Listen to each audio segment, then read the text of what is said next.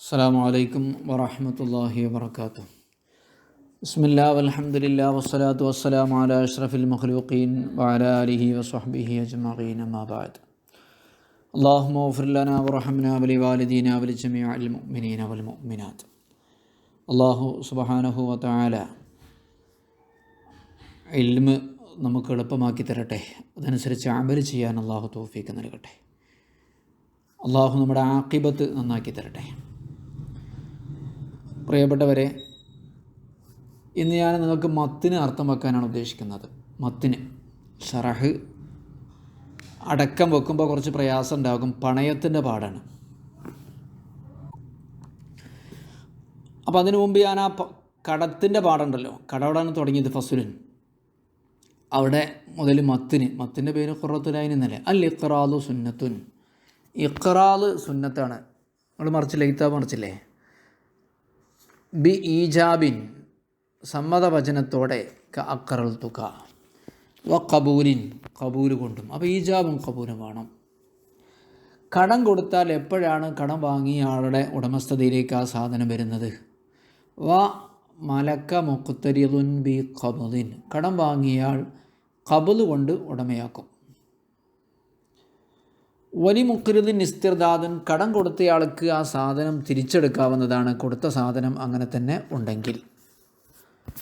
വനഫ്ഉൻ, അതുപോലെ തന്നെ കടം കൊടുത്തയാൾക്ക് എന്തെങ്കിലും ഉപകാരങ്ങൾ ലഭിക്കുന്നുണ്ടെങ്കിൽ അതും സ്വീകരിക്കാവുന്നതാണ്. പക്ഷേ ബിലാ ഷർത്തിൻ, ഇടപാടിൽ ഷർത്ത് വെക്കാത്ത രീതിയിൽ കടം വാങ്ങിയയാൾ എന്തെങ്കിലും ഉപകാരം ഇയാൾക്ക് ചെയ്യുന്നുണ്ടെങ്കിൽ അത് ജായിസാണ്. അത് കഴിഞ്ഞു. വയസ്സിഹു റഹ്നുൻ, പണയം സ്വഹീഹാണ്. പണയം എന്ന് പറഞ്ഞാൽ അറിയില്ലേ? വിൽക്കാൻ പറ്റുന്ന ഒരു സാധനം നമ്മൾ ഒരു കടത്തിന് ഈടായിട്ട് വെക്കുക, സെക്യൂരിറ്റി ആയിട്ട് വെക്കുക. വസീഖത്ത്. കടം കിട്ടുന്നില്ലെങ്കിൽ ഈ സാധനം വിറ്റിട്ട് എന്ത് ചെയ്യും? തൻ്റെ പൈസ അയാൾ വസൂലാക്കും, കടം തന്നയാൾ. റഹിന് എന്നതിന് പറയാം. റാഹിന്, പണയം വെക്കുന്ന ആൾ എഴുതി വെക്കണേ. മുർത്തഹിന്, പണയം സ്വീകരിക്കുന്നയാൾ. പണയം വെക്കുന്ന ആൾ സ്വാഭാവികമായിട്ട് കടം കൊടുക്കുന്ന ആളോ വാങ്ങുന്ന ആളാവുക? കടം വാങ്ങുന്ന ആളാണ്. മുർത്തഹിന്, പണയം സ്വീകരിക്കുന്നയാൾ, അയാൾ ആരും കൂടിയായിരിക്കും? ദായിൻ, കടം കൊടുക്കുന്ന ആളും കൂടിയായിരിക്കും. പിന്നെ പണയം വെക്കപ്പെടുന്ന വസ്തുവിൻ്റെ പേര് മഫ്ഊലാണ്, മർഹൂൻ, പണയം വെക്കപ്പെടുന്ന വസ്തു. അപ്പം റഹന എന്ന് പറഞ്ഞാൽ പണയം വെച്ചു, ഇർത്തഹന എന്ന് പറഞ്ഞാൽ പണയത്തിൽ സ്വീകരിച്ചു. റഹന പണയം വെച്ചു, ഇർത്തഹന പണയത്തിൽ സ്വീകരിച്ചു. ഏതായാലും നേരത്തെ പറഞ്ഞതുപോലെ ബീജാബിൻ വ കബൂലിൻ, ഈജാബ് കബൂൽ കൊണ്ടാണ് സ്വഹിയാകുന്നത്. പണയം വെച്ചു, ഞാൻ സ്വീകരിച്ചു എന്നൊക്കെ പറയാം. മിൻ ആഹിലി തബറുഇൻ, ഈജാബും കബൂലുമാണ്. അത് ആരിൽ നിന്ന് തന്നെ പണയം വെക്കാൻ പറ്റൂ? ഒരു സാധനം വെറുതെ കൊടുക്കാൻ ആർക്കാണോ പറ്റുക അയാൾക്ക്. മിൻ ആഹിലി തബറുഇൻ, അല്ലാതെ വേറെ ആളെ സാധനം എനിക്ക് വെറുതെ കൊടുക്കാൻ പറ്റൂലല്ലോ. അപ്പോൾ തബറു, അപ്പോൾ വാപ്പാക്കോ വല്യാപ്പാക്കോ ഒന്നും കുട്ടികളുടെ സ്വത്ത് പണയം വെക്കാൻ പറ്റില്ല. കാരണം കുട്ടികളുടെ സ്വത്ത് സംഭാവന കൊടുക്കാൻ പറ്റാത്തതുകൊണ്ട്.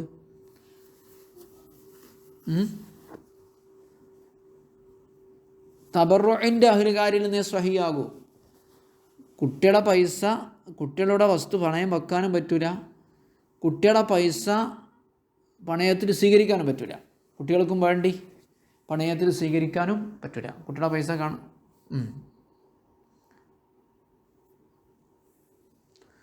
വലവ് ആരിയത്തൻ, ഈ വായ്പ വാങ്ങിയ സാധനം പണയം വെക്കാൻ പറ്റുമോ എന്നൊരു സംശയമുണ്ട്. അതെ, വലവ് ആരിയത്തൻ, പണയം വെക്കപ്പെടുന്ന വസ്തു വായ്പ വസ്തുവാണെങ്കിലും പണയം വെക്കാം.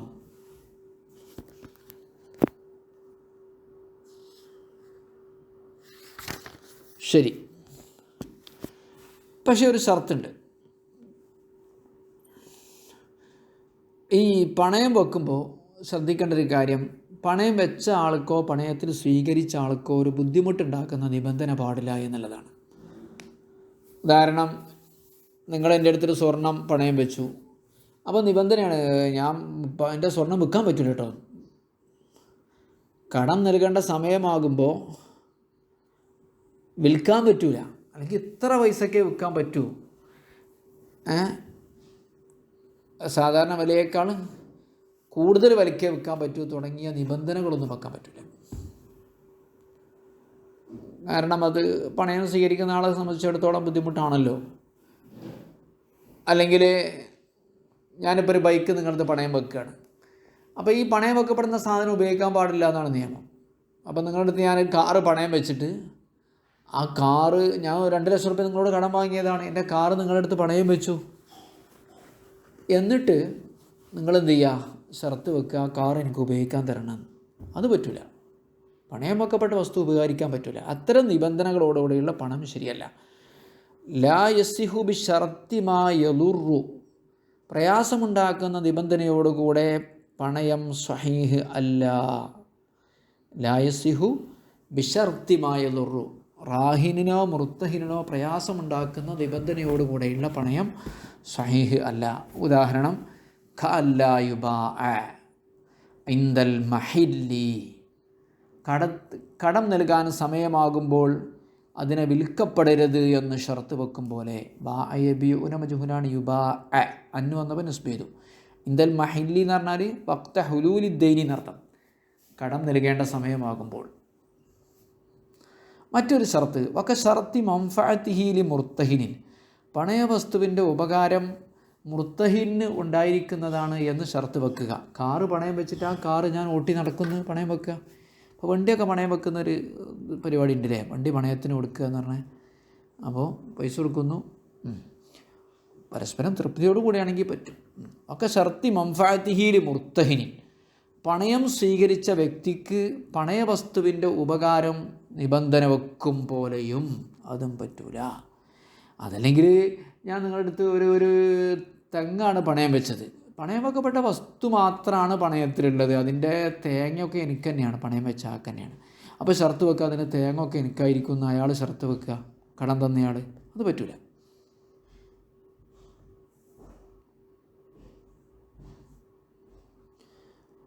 ഇനി പണയം എപ്പോഴാണ് കൺഫേം ആവുക? അതിനാണ് ലുസൂം എന്ന് പറയാം അറബിയിൽ.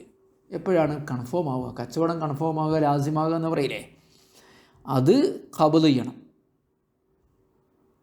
പണയം നൽകുന്ന റാഹിനിൻ്റെ സമ്മതത്തോടുകൂടെ പണയ സാധനം ഏറ്റെടുത്ത് സ്വീകരിക്കലോടുകൂടെ മാത്രമാണ് പണയം കൺഫേം ആകുന്നത്. അതിനു മുമ്പ് എന്ത് ചെയ്യാൻ പറ്റും? ഒഴിയുക, പണയ നിബന്ധനയിൽ നിന്ന് ഒഴിയുക. ഏതുപോലെ ഹിബത്ത് കാരണം സാധനം കൺഫേം ആയാൽ എപ്പോഴാണ്? നിങ്ങൾക്ക് നൽകുന്ന സംഭാവന നിങ്ങളുടേതായി തീരുന്നത് എപ്പോഴാണ്? നിങ്ങളത് വാങ്ങുന്നതോടുകൂടെയാണ്, ഞാൻ വാഗ്ദാനം ചെയ്യുന്നതോടുകൂടി ആയിത്തീരുന്നില്ലല്ലോ. വലാ യൽസമോ, പണയം കൺഫേം ആകില്ല, ഉറപ്പാവുകയില്ല, സ്ഥിരപ്പെടുകയില്ല. ഇല്ലാ ബി ഖബളിൻ ബി ഇദ്നിൻ, പണയം വെക്കുന്നവൻ്റെ സമ്മതത്തോടെ അതിനെ ഖബദ് ചെയ്യൽ കൊണ്ടല്ലാതെ. ഇനി പണയം വെക്കപ്പെട്ട വസ്തു സംരക്ഷിക്കേണ്ട ഉത്തരവാദിത്വം ആർക്കാണ്? റാഹിനല്ലല്ലോ, മുർത്തഹിനായിരിക്കൂലേ, പണയം സ്വീകരിച്ച ആൾക്കാരായിരിക്കൂലേ? അതെ. വല്യദുലി മുർത്തഹിനിൻ, പണയവസ്തുവിലുള്ള കൈവശാവകാശം ലി മുർത്തഹിൻ, മുർത്തഹിനാണ്. പണയം വെക്കപ്പെട്ട വസ്തു ആരാണ് കൈവശം വെക്കേണ്ടത്? ഞാൻ കാറ് പണയം വെച്ചു എന്ന് പറഞ്ഞിട്ട് എൻ്റെ വീട്ടിൻ്റെ പോർച്ചിൽ തന്നെ നിർത്തിയിട്ടാൽ പറ്റൂല, അത് അവൻ്റെ കയ്യിൽ കൊടുക്കണം. വല്യദുലി മുർത്തഹിനിൻ, പണയം വെക്കപ്പെട്ട വസ്തു കൈവശം വെക്കേണ്ടത് ലി മുർത്തഹിനിൻ, മുർത്തഹിനിൻ്റെ അവകാശമാണ്.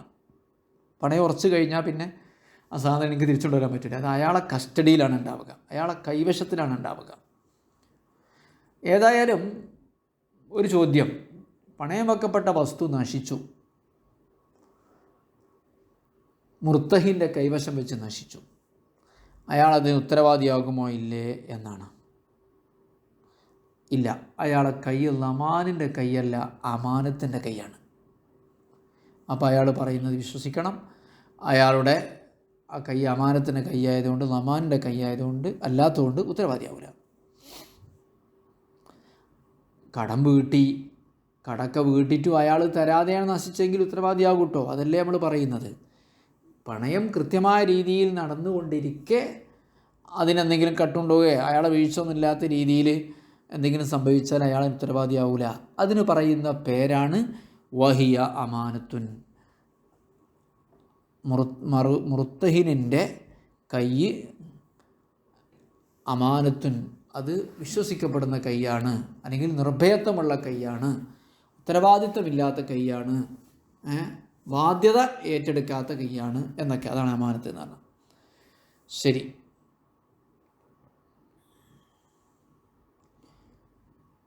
തർക്കം. എന്താ തർക്കം?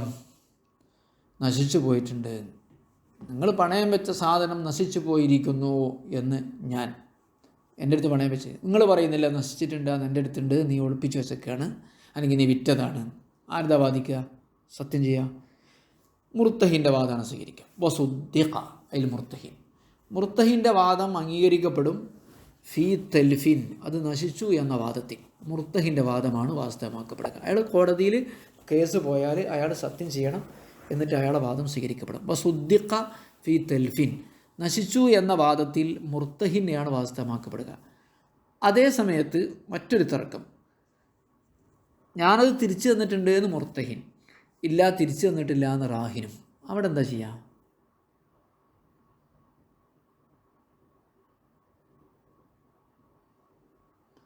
അവിടെ മുർത്തഹിൻ്റെ വാദം സ്വീകരിക്കപ്പെടില്ല. ലാഫി റദ്ദിൻ, തിരിച്ചു നൽകി എന്ന വാദത്തിൽ മുർത്തഹിൻ്റെ വാദം അംഗീകരിക്കപ്പെടുന്നതല്ല. ഇതിനൊക്കെ ബയ്യനത്തുണ്ടെങ്കിലൊക്കെ തെളിവില്ലാത്തടത്തായി പറയുന്നത്. സാക്ഷികളില്ലാത്തടത്ത് ആരെ സ്വീകരിക്കണം എന്നുള്ളതാണ് വിഷയം. ലാഫി റദ്ദിൻ, തിരിച്ചു നൽകി എന്ന വാദത്തിൽ മുർത്തഹിന് അംഗീകരിക്കപ്പെടില്ല, അത് റാഹിനെയാണ് അംഗീകരിക്കപ്പെടുക. ശരി, ഇനിയും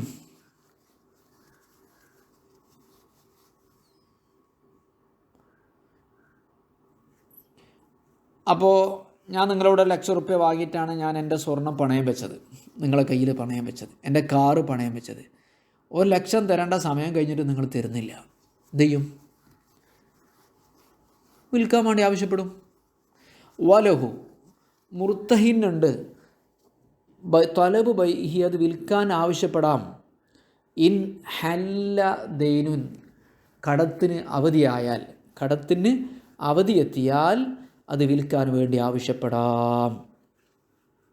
ശരി, വലഹു തലബു ബൈഇഹി ഇൻ ഹല്ല ദൈനുൻ, അപ്പം മുർത്തഹിൻ്റെ സമ്മതത്തോടു കൂടി ബായിന് വിൽക്കുക, എന്നിട്ട് അതിൻ്റെ പൈസ അയാൾക്ക് കൊടുക്കുക. അപ്പോൾ റാഹിന് വിൽക്കാൻ തയ്യാറല്ലെങ്കിലോ? അപ്പോൾ നമ്മൾ എന്ത് പറയും? മുർത്തഹിന് പറയും, നീ ഇത് വിറ്റിട്ട് എന്ത് ചെയ്യണം, എനിക്ക് ആ പൈസ തരണം എന്ന് പറഞ്ഞു. അയാൾ വിൽക്കുന്നില്ലെങ്കിലോ?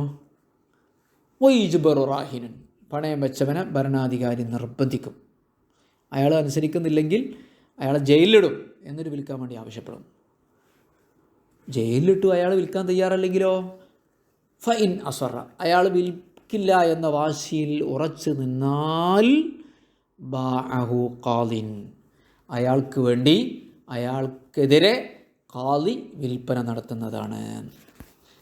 ഓക്കെ, രണ്ട് കാര്യം ശ്രദ്ധിക്കണം. കടം നൽകാനുണ്ടോ, എത്ര ഉള്ളത് എന്നുള്ള കാര്യങ്ങളൊക്കെ ശ്രദ്ധിക്കണം. ശരി,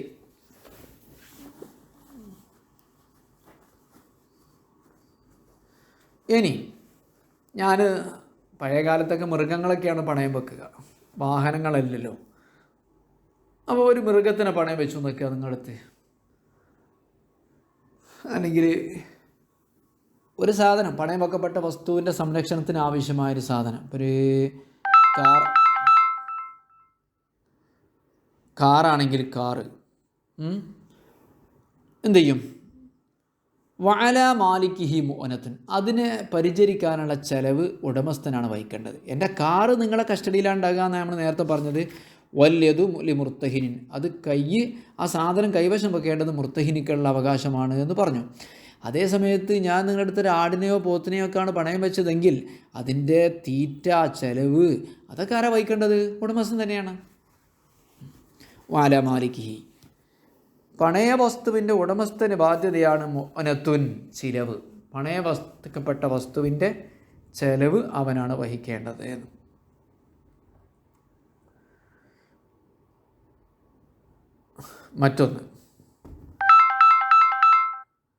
മറ്റൊരു വിഷയം എന്താണെന്നറിയോ? വലൈസ ലഹു റഹുനുൻ വവത്ഉൻ വതസ്വീജുൻ ലാ മിൻഹു, ഞാൻ ഒരു അടിമ സ്ത്രീയെയാണ് പണയം വെച്ചത്, അല്ലെങ്കിൽ ഒരു സ്വർണ്ണമാലയാണ് പണയം വെച്ചത് എങ്കിൽ ആ സാധനം തന്നെ ഇനി വേറെ അടുത്ത് പണയം വെക്കാൻ പറ്റില്ല. കാരണം പിന്നെ കടക്കാരൊക്കെ ഒന്നായിട്ട് തിരക്കൂടൂലേ.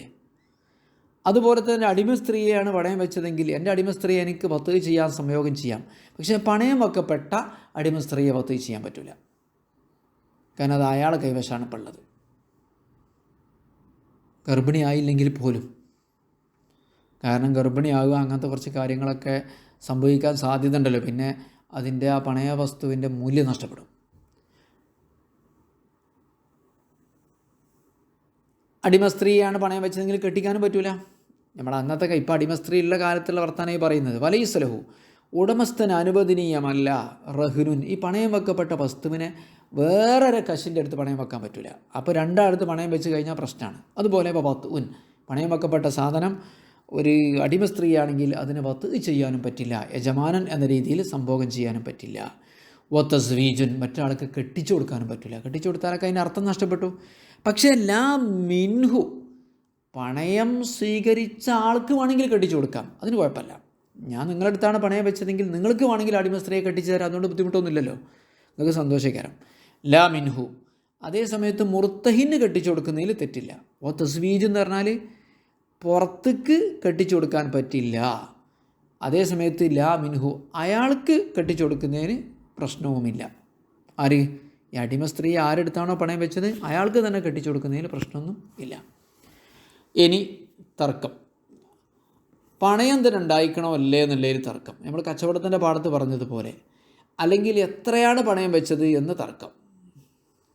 ഭൂമിയും മരവും രണ്ടും കൂടി പണയം വെച്ചിരിക്കണമെന്നാണ് കടം കിട്ടാനുള്ള ആൾ പറയണത്. ഞാൻ പറയണത് അല്ല, ഭൂമി മാത്രമേ വെച്ചിട്ടുള്ളൂ. ഇങ്ങനെ തർക്കമായാൽ ആരെയാണ് വാസ്തവമാക്കപ്പെടുക? വലവ്യഖ്തലഫ, റാഹിനും മുർത്തഹിനും പരസ്പരം അഭിപ്രായ വ്യത്യാസത്തിലായാൽ ഫി അസ്ലി റഹിനിൻ, റഹിനിൻ്റെ വിഷയത്തിൽ തന്നെ ഒരാൾ പറയാണ് പണയാണ് വെച്ചത്, അല്ല മറ്റേയാൾ പറയാണ് എനിക്ക് കടം തന്നാണ്, അല്ലെങ്കിൽ മറ്റേയാൾ പറയാണ് എനിക്ക് സംഭാവന എന്നാണ്, ഈ രീതി തർക്കമായാൽ, ഔ ഫി ഖദ്രിഹി, അല്ലെങ്കിൽ പണയക്കപ്പെട്ട വസ്തുവിൻ്റെ അളവിൽ തർക്കമായാൽ സുദ്ദിഖ റാഹിനുൻ, പണയം വെച്ചവനെയാണ് വാസ്തവമാക്കപ്പെടുക. പണയം വെച്ചവനെയാണ് വാസ്തവമാക്കപ്പെടുക. ഓക്കെ, ഇതാണ് ഈ പാഠത്തിലുള്ളത്. ഇനി ഇതിൻ്റെ വിശദീകരണങ്ങളാണ് ഷറഹിൽ ഉണ്ടാവുക. അള്ളാഹു സുബ്ഹാനഹു വ തആല മനസ്സിലാക്കി അമൽ ചെയ്യാനും തൗഫീഖ് നൽകട്ടെ. അതിനുള്ള ഫഹമും അഖലും അള്ളാഹു വർദ്ധിപ്പിച്ച് തരട്ടെ. സ്വല്ലല്ലാഹു അലാ മുഹമ്മദിൻ സ്വല്ലല്ലാഹു അലൈഹി വസല്ലം അജ്മഈൻ. അൽഹംദുലില്ലാഹി റബ്ബിൽ ആലമീൻ.